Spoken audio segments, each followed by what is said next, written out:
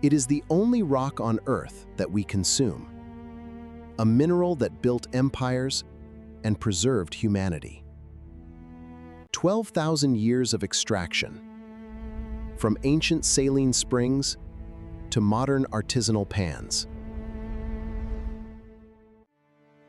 Our journey begins in the Neolithic, where fire and clay first captured the white gold. 10,000 years before Christ.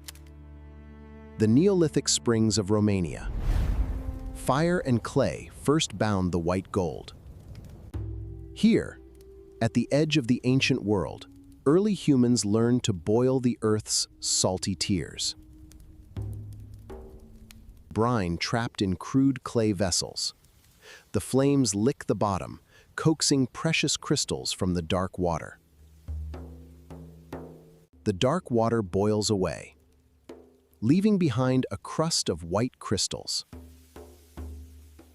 The first harvest of the earth. But the clay is fragile. To claim the prize, the vessel must be destroyed. A brutal, necessary sacrifice. Centuries of shattered vessels, mountains of broken clay, the hidden cost of humanity's oldest obsession. 2,500 years before Christ, the dry lake beds of Egypt, where the earth surrenders its preserving crystals.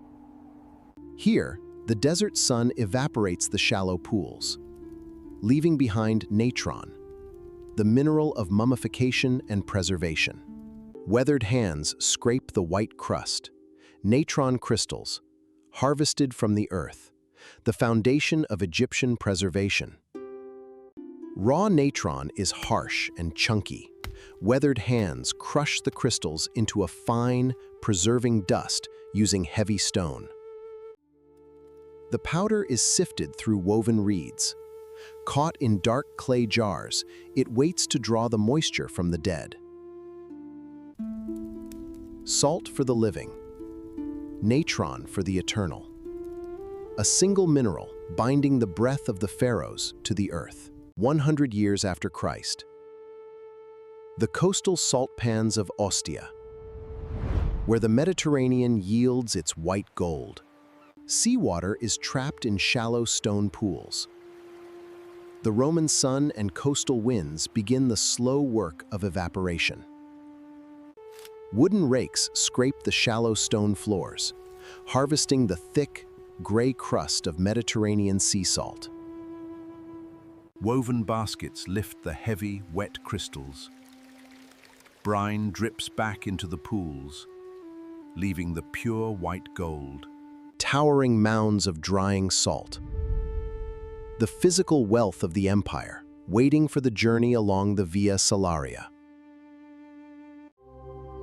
1,300 years after Christ, the deep, pitch-black tunnels of Hallstatt, where miners carve the very bones of the earth.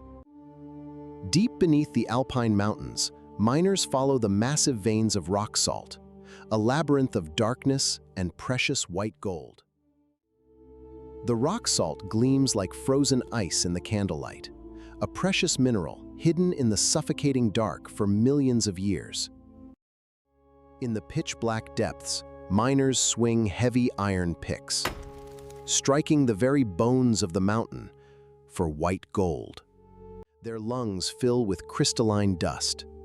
Their eyes strain against the suffocating dark. A brutal, silent sacrifice. Centuries of blind labor carve massive scars into the alpine rock. The hidden cost of the medieval economy. 1850, the industrial heart of Cheshire, where steam and iron replace the hands of men.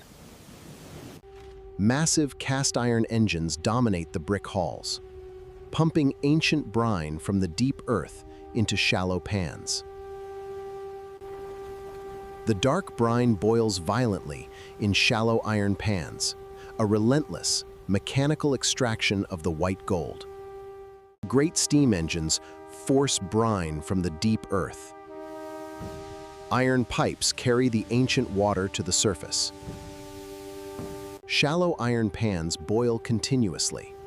The dark liquid reduces, leaving behind pure white crystals in industrial quantities. 2026. The coastal marshes of Guérande, where ancient traditions meet the modern pursuit of perfection. Shallow clay pools mirror the sky. The sun and wind slowly coax the delicate crystals to the surface. With a gentle sweep, the pristine Fleur de sel is gathered. The final, delicate crown of the harvest. 12,000 years of human ingenuity. From the firelit clay to the pristine glass. The journey of the white gold.